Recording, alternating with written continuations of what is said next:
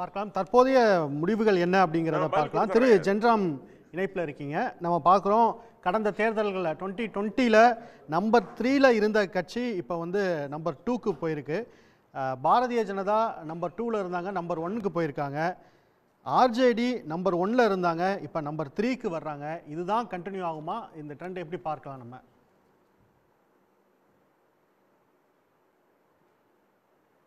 எல்லா சேனல்ஸ்லேயும் என்டிஏக்கு லீடு இருக்குங்கிறது உண்மைதான். ஆனால் அந்த சிங்கிள் லார்ஜஸ்ட் பார்ட்டியாக இருக்கிறதுல ஜேடியுக்கும் பிஜேபிக்கும் ஆர்ஜேடிக்கும் இடையில ஒரு ரேஸு திரும்ப திரும்ப நடந்துட்டு இருக்கிற மாதிரி தான் தெரியுது. ஏன்னா இங்க நீங்க போடுறது 160 78ன்னு போடுறீங்க. மற்ற இடத்துல க்ளோஸ் லெவல்ல போடக்கூடிய 1-2 சேனல்களையும் நான் பார்த்துட்டு இருக்கிறேன். அது வந்து லோக்கல் ரிப்போர்ட்டர்ஸ்லேருந்து வாங்கி போடுறதாக இருக்கு. ஹிந்தி மொழியில இருக்கக்கூடிய சேனல்ஸாக இருக்கு. எனக்கு ஹிந்தி தெரியாததுனால நான் அவங்க போடுற எண்களை மட்டும் பார்த்துட்டு உங்ககிட்ட பேசுறேன். அதுல இந்த கேள்விக்கு அவங்க வந்து இன்னும் வேற மாதிரி தான் போட்டுட்டு இருக்கிறாங்க. அதனால எனக்கு அது உறுதியாக தெரியல அந்த ஏரியா. பட் அது ஒரு பெரிய பிரச்சனை இல்லை. ஏன்னா நிதிஷ்குமாரை வந்து மதிக்கிறதாக சொல்றாங்க. ஆனா நிதிஷ்குமார் ஆரம்பத்திலிருந்து பிஜேபி எப்படி நிதிஷ்குமாரோடு சேர்ந்தது, அதுக்கப்புறம் படிப்படியாக சென்ற முறை எப்படி சிராக் பாஸ்வானை வச்சு நிதிஷ்குமாரை அடுத்த லெவலுக்கு பிஜேபிக்கு கீழே கொண்டு வந்தது, அதுக்கப்புறம் இப்போ திரும்பவும் முதலமைச்சர் வேட்பாளராக அவரை அறிவிப்பதில் ஏன் தயக்கம் இருந்தது, அதுக்கப்புறம் இப்போ கடைசியாக தேர்தல் பிரச்சாரத்தினுடைய ஊடாக அவரை வந்து அவர் தலைமையில தேர்தலை சந்திக்கிறோம்னு ஏன் பிரதமர் வரும்போது தான் சொன்னாங்க. இப்படி பல கேள்விகள் அதுக்குள்ள இருக்கு. அவங்களுக்கும் நிதிஷ்குமாருக்கும் பிஜேபிக்கும் இடையில உண்டான உறவு வந்து இன்னும் நெருடலான உறவு தான். இங்க வெளியில தலைமை லெவல்ல பிரதமரும் நிதிஷ்குமாரும் சுமூகமாக இருக்கலாம். ஆனா இங்க உள்ளுக்குள்ள பீகாருக்குள்ள வரும்போது அது சிக்கலாகத்தான் இருக்குது. ஏன்னா மினிஸ்ட்ரிக்குள்ள கடந்த முறை முதலமைச்சராக நிதிஷ்குமாரை ஏத்துக்கிட்டாங்க. ஆனா பெரும்பான்மையான அமைச்சரவை இடங்களை பாரதிய ஜனதா கட்சி தான் வாங்கி இருந்தது. அதுல அவருக்கு ஒன்றும் பெரிய சே இல்லை. திரும்ப நிதிஷ்குமாருக்கு அதிகாரம் எப்ப கிடைச்சதுன்னா, மக்களவை தேர்தல் முடிந்ததற்கு பிறகு ஐக்கிய ஜனதா தளத்தினுடைய ஆதரவோடு தான் தேசிய ஜனநாயக கூட்டணி ஒன்றியத்தில் ஆட்சி செய்ய முடியும் எந்த நிலை ஏற்பட்டதற்கு பிறகுதான் வந்து திரும்ப நிதிஷ்குமாருக்கு அந்த கூட்டணிக்குள்ள ஒரு ஹோல்டு கிடைச்சது. இப்போ அதுதான் தொடர்ந்து கொண்டு இருக்கிறது. அதனால இந்த அரேஞ்ச்மெண்ட் வந்து பீகாரோட மட்டும் முடிஞ்சிறது இல்லை, ஒன்றிய அரசுக்கும் ஆதரவான ஒரு நிலைப்பாடுல தான் இந்த கூட்டணியில எந்தவித சிக்கலும் இல்லாம தொடரும். இந்த முடிவுகள் இப்படியே நீடிச்சு வந்ததுன்னா அப்படின்னு தான் நான் நினைக்கிறேன். ஆர்ஜேடி அவங்களுக்கு ஆரம்பத்தில் இருந்த பிரகாசமான சூழல் அதுக்கப்புறம் படிப்படியாக குறைந்ததுங்கிறது முழுக்க முழுக்க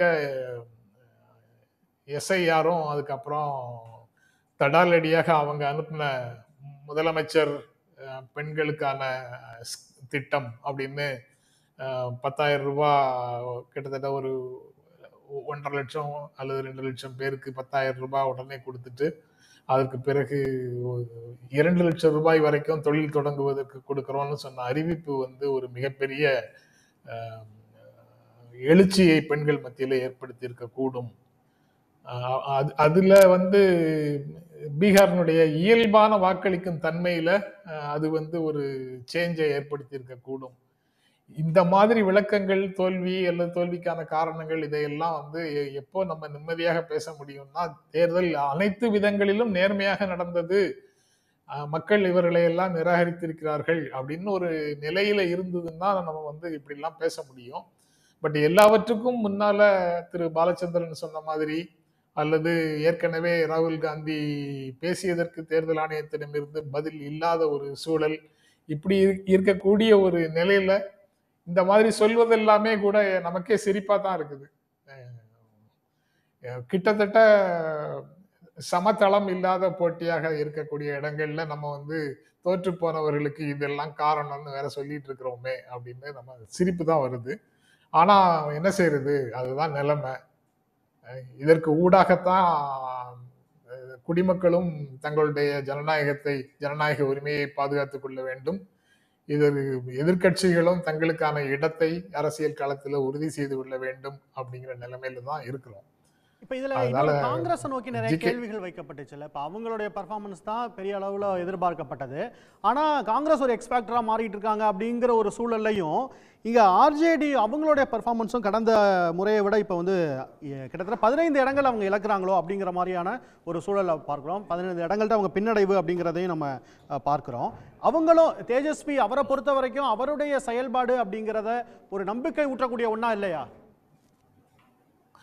இல்ல, ஓவராலா ட்ரெண்ட் வந்து நரேந்திர மோடி நிதிஷ்குமார் 2 பேருக்கும் ஆதரவாக ஒரு ட்ரெண்ட் அங்க வந்ததுக்கு பிறகு தனியாக எதிர இருக்கக்கூடிய கூட்டணியில தாக்கு பிடிக்கிறதுங்கிறது கொஞ்சம் கஷ்டம்தான். ஆர்ஜேடி மாதிரி அமைப்பு ரீதியாக வலிமையாக இருக்கக்கூடியவர்கள், ஒரு உறுதியான வாக்கு வங்கி கொண்டவர்களால மட்டும்தான் கொஞ்சம் எதிர்த்து நிற்க முடியும். மற்றபடி கிரவுண்ட் லெவல்ல அந்த அந்த கூட்டணியிலேயே எதிர்த்து நிற்கக்கூடிய 2 கட்சி மட்டும்தான் அவங்க ஸ்ட்ராங் ஹோல்டுல கொஞ்சமாவது ஃபைட் பண்ண முடியும். ஆர்ஜேடியும் சிபிஐ எம்எல்ல மட்டும்தான் அதை பண்ண முடியும். மீதி காங்கிரஸோ அல்லது சிபிஐ சிபிஎம்மோ அல்லது விஐபியோ அவங்க எல்லாருமே வந்து அந்த இடத்துல தாக்கு பிடிக்கிறது கஷ்டம்தான். ட்ரெண்ட் வந்து அவங்களுக்கு சாதகமாக இருக்கும்போது, நரேந்திர மோடிக்கும் நிதிஷ்குமாருக்கும் சாதகமாக இருக்கும்போது அந்த எதிர்நீச்சல் அடிச்சு தாக்கு பிடிக்கக்கூடிய இடத்துல ஆர்ஜேடியும் சிபிஐ எம்எல் மட்டும்தான் இருக்கு. சிபிஐ எம்எல்க்கும் ஹெவி லாஸ் தான்.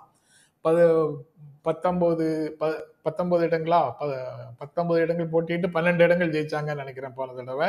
இப்போ அது சிங்கிள் டிஜிட்ல தான் வந்திருக்குது. 8 இடங்களோ என்னவோ தான் இப்போ லீடிங்ல இருக்கிற மாதிரி தெரியுது. அதுவும் படிப்படியாக குறைஞ்சிக்கிட்டே வர்ற மாதிரி தான் தெரியுது. ஜன்சுராஜ் வந்து ஸ்பாயிலரா பார்த்தாங்கல்ல. இப்போ அவர் அங்க ஸ்பாயிலர் நம்ம பார்க்க வேண்டிய தேவை இல்லையா? ஒரு கம்ப்ளீட்டான ஒரு ஆதரவு அலை அப்படிங்கிறது என்டிஏக்கு இருக்கு அப்படிங்கறத பார்க்கலாமா, இல்ல ஸ்பாயிலர் தானே அவர்? இல்ல, அந்த அந்த அந்த ரோல் ஆஃப் ஜன்சுராஜ் இன்னும் கேள்விக்குரியதுதான். அதாவது அவங்க வந்து பிஜேபியிடம் இருந்து மேல்தட்டு வாக்குகளை பெறுவார்கள் அப்படின்னு ஒரு எதிர்பார்ப்பு இருந்தது. அது ஒருவேளை தலைகீழாக காங்கிரஸ்ல இருக்கக்கூடிய மேல்தட்டு வாக்குகளை வாங்கியிருந்தாங்கன்னா அது ஒரு கேள்வியாக நிற்குது. அது எனக்கு இண்டிவிஜுவலா அந்த டேட்டா வர்ற வரைக்கும் அதை பத்தி பேச முடியாதுன்னு நினைக்கிறேன். அவங்க ஸ்பாயிலர் தான், ஆனா இந்த லீடிங்கும் எவ்வளவு வாக்குகள் வித்தியாசம் என்ன ஏதுங்கிற விஷயங்களும் இன்னும் தெளிவாக தெரியல. அதுல ஜன்ஸ்வராஜ் பெற்ற வாக்குகள் எவ்வளவு அப்படிங்கிறத பொறுத்து பார்க்கலாம். பட் ட்ரெண்டு ஜன்ஸ்வராஜ் எல்லாம் இருந்தாலும் இல்லாட்டாலும் ஜேடியுவும் பிஜேபியும் தான் ஜெயிச்சிருக்கோம். அவங்களுடைய கடைசியில் அவர்கள் அளித்த நலத்திட்டங்கள் வந்து அவ்வளவு கவர்ச்சிகரமாக இருந்தது. மேலுக்கு ரவுடி கல்ச்சர் அல்லது இலவசங்களை கண்டிச்சு பேசினாலும் தேர்தல்கள் வரும்போது பாரதிய ஜனதா கட்சி உடனடியாக அவர்களுடைய கையில் எடுக்கக்கூடிய கருவி அதே மாதிரியான நலத்திட்டங்கள் தான். தேர்தல் நேரத்தில் அவங்க கொண்டு வரும்போது நலத்திட்டமாக இருக்கக்கூடிய பல விஷயங்கள் எதிர்கட்சிகள் கொண்டு வரும்போது இலவசங்களாக இழிவுபடுத்தப்படுகின்றன. அந்த இரட்டை அணுகுமுறையை தான் அவங்க கடைபிடிக்கிறாங்கிறது தெளிவாக தெரியுது. ஒவ்வொரு தேர்தலையும் தெரியுது. மகாராஷ்டிராலையும் அப்படிதான் நடந்தது, இங்கேயும் அதே மாதிரி தான் நடந்திருக்குது. அதனால 20 வருஷம் ஆட்சியில் இருந்தவங்க புதிதாக எந்த ப்ராமிஸையும் கொடுத்து வாக்குகளை பெற முடியாது. அதனால தேர்தலுக்கு முன்னாலேயே அக்கௌண்ட்ல பணம் வர்ற மாதிரி செய்வது மட்டும்தான் ஒரே ஆப்ஷன் அவங்களுக்கு. அதை அவர்கள் சிறப்பாக செய்திருக்கிறார்கள் அப்படின்னு தான் தெரியுது. இந்த ரிசல்ட்டை பார்க்கும், இந்த இப்ப இருக்கிற முன்னிலை நிலவரத்தை பார்க்கும்போது அப்படித்தான் தெரியுது. உடனுக்குடன் செய்திகளை தெரிந்து கொள்ள சன் நியூஸ் பெல் ஐகானை கிளிக் பண்ணுங்க.